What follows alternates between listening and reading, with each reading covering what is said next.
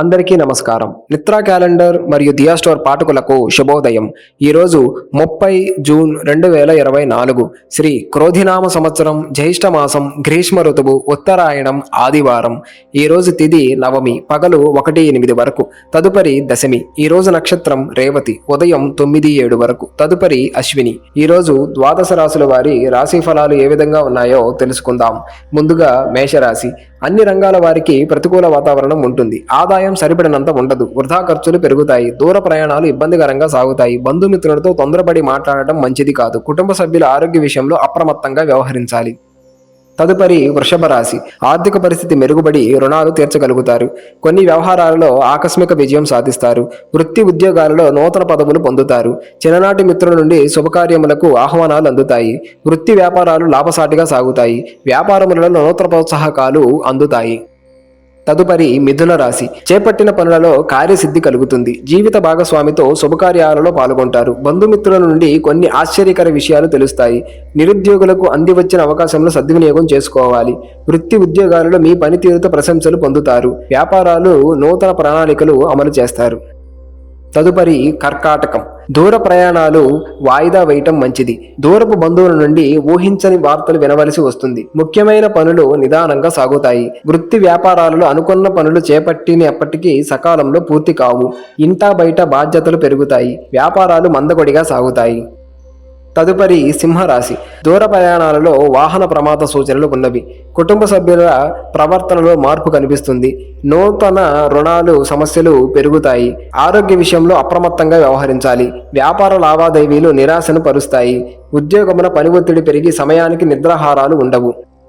తదుపరి కన్యరాశి. ఆప్తుల నుండి అరుదైన ఆహ్వానాలు ఆశ్చర్యాన్ని కలిగిస్తాయి. అవసరానికి ధన సహాయం అందుతుంది.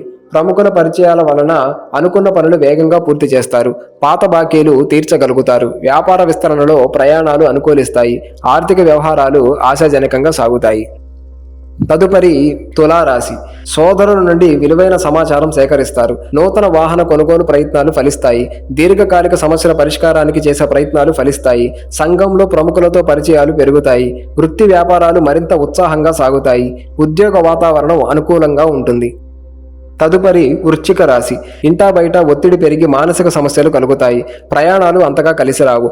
నూతన రుణ ప్రయత్నాలు చేస్తారు.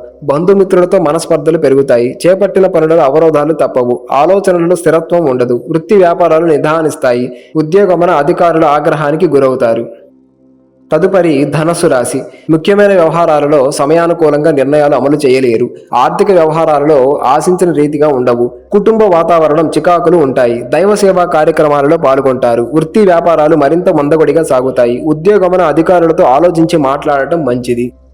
తదుపరి మకర రాశి. బంధుమిత్రులని కలుసుకొని గృహమున ఆనందంగా గడుపుతారు. ఆధ్యాత్మిక సేవా కార్యక్రమాలను నిర్వహిస్తారు. ఇంటా బయట మీ ప్రవర్తనతో అందరినీ ఆకట్టుకుంటారు. సంఘంలో ప్రముఖుల నుండి శుభకార్య ఆహ్వానాలు అందుతాయి. సంతానం విద్యా విషయాలలో శుభవార్తలు అందుతాయి. వృత్తి ఉద్యోగాలలో ఆశించిన పురోభివృద్ధి కలుగుతుంది.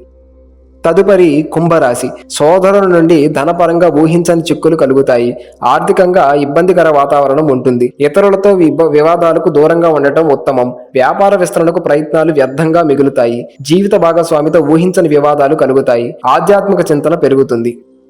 తదుపరి మీనరాశి. వృత్తి ఉద్యోగాలలో ఆశించిన మార్పులు చోటు చేసుకుంటాయి. దీర్ఘకాలిక రుణాలు తీర్చగలుగుతారు.